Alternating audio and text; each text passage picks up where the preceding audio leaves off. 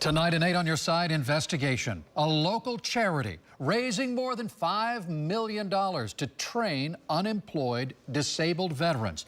In the last 5 years, it helped none. They ask you to donate your car to support a training program for unemployed veterans. Vet-Made Industries, Inc. of Tampa claims it has a program to train veterans in woodworking. 8 on Your Side senior investigative reporter Steve Andrews found while millions were donated to this charity, the program that helps the veterans sat idle. You know, the idea here was to teach veterans how to build Adirondack-style furniture, give them a skill. Its founder claims he just didn't have enough money to keep the program going. That didn't stop him from collecting millions in donations while the charity's doors were closed.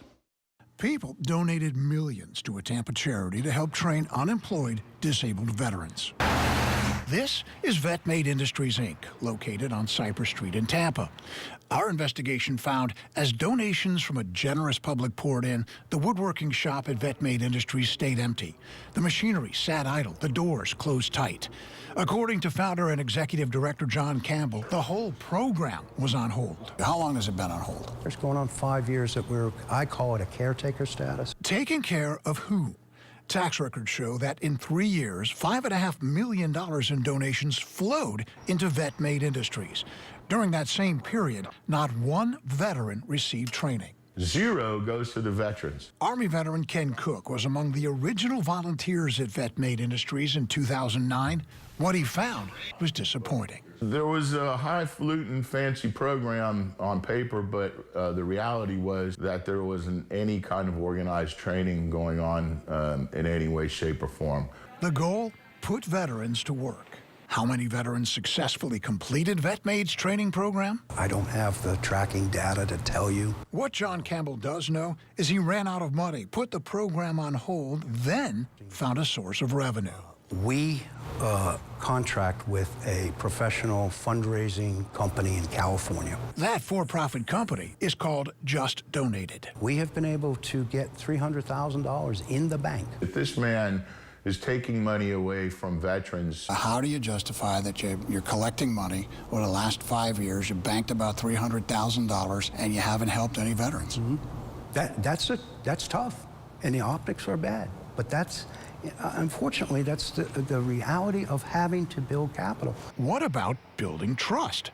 Just Donated promises charities a steady flow of donated vehicles. Just Donated's webpage stated 93% of funds donated to Vet-Made Industries go directly to the cause of helping our heroes. Is that true?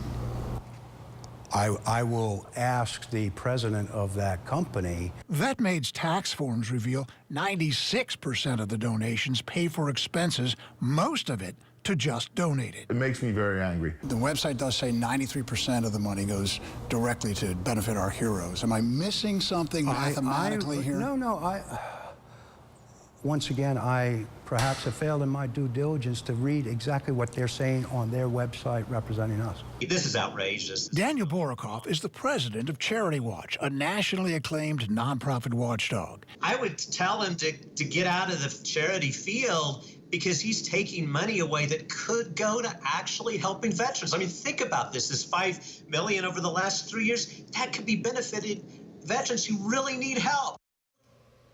Since I started asking questions, the website that said 93% of the donations go directly to the cause of helping our heroes has all changed. Just Donated has not responded to my request for a comment, and the Florida Attorney General's office is now looking into this charity. Tax records reveal a local charity collected more than $6.5 million to help veterans, but kept its doors closed, helping no one. Vet-Made Industries received the money from generous people donating their cars to help train unemployed and disabled veterans. That's right, but as 8 on Your Side senior investigator Steve Andrews found out, the charity paid most of the money from the donations to a professional fundraiser. Yeah, exactly. Now, earlier this month, I reported that this particular charity collected about $5.5 million. Now, according to tax records dating back to 2010, make it $6.5 million, and veterans got nothing. The sign on the door says Vet-Made Industries is closed. The charity's mission put unemployed disabled veterans back to work. Founder John Campbell. We do partner and had partnered with the Veterans Administration the Office of Compensated Work Therapy Program. They're out of James Haley. Not according to an email from Haley Public Affairs Specialist Karen Collins, who wrote, "We don't have an existing partnership." They will refer veterans that they think would be a good fit. And they had, over the years, brought some good people in. According to Collins' email, we referred one patient, vocational rehabilitation program, who ended up working with VetMaid several years ago prior to their closing. The woodworking shop where veterans were to be trained closed for years. It has been at least 5 years since we have been going. This 2010 John Campbell email indicates it's been closed longer than that. The email states, "I really hope we can get the shop functional and just not waste all the rent money and not even use the place." While closed, VetMaid collected millions in car donations for veterans. We contract with a professional fundraising company in California. Records show less than 5% gets back to VetMaid.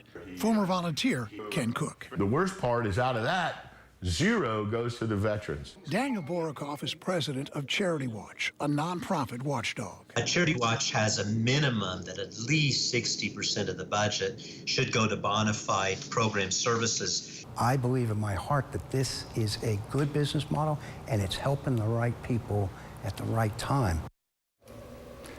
Helping the right people at the right time? Excuse me, Mr. Campbell, even you admit VetMaid Industries trained no veterans for the last 5 years. A member of your board of directors told me it's closer to 10. About the only people that this charity seems to be helping is the professional fundraiser that's paid millions of dollars to. Wow. Yeah, wow.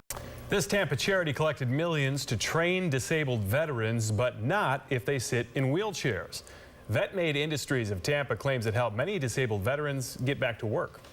So who are these veterans? Well, the charity can't tell us, but 8 on Your Side senior investigative reporter Steve Andrews knows that none of the veterans used wheelchairs. A lot of questions about this charity, VetMaid Industries. It's collected millions. It's kept its doors closed. It hasn't trained any disabled veterans in years. And this place isn't even accessible to veterans in wheelchairs. VetMaid Industries is a charity that claims it trains unemployed and disabled veterans to get back to work. There are veterans everywhere and disabled people that need help. There's not a lot of options for them. Since 2010, tax records show VetMaid collected more than $6.5 million in car donations. Most of that money went to a professional fundraiser. Little, if any, went to train veterans. We did help a number of veterans, both male and female. If founder John Campbell is correct, you can bet none of those vets sat in wheelchairs. The building in which VetMaid Industries supposedly trains disabled veterans is not wheelchair accessible. And it's completely inaccessible by wheelchair. It has no ramps. It has stairs-only access to get to the front door. Veteran Ken Cook volunteered at VetMaid Industries when it opened in 2009. The plan, teach veterans woodworking skills and bandsaws and drill presses to build and sell Adirondack-style furniture. Because no one has ever been in there and operated a piece of machinery in a wheelchair, and few people with wheelchairs have probably ever been in there because they can't get in there.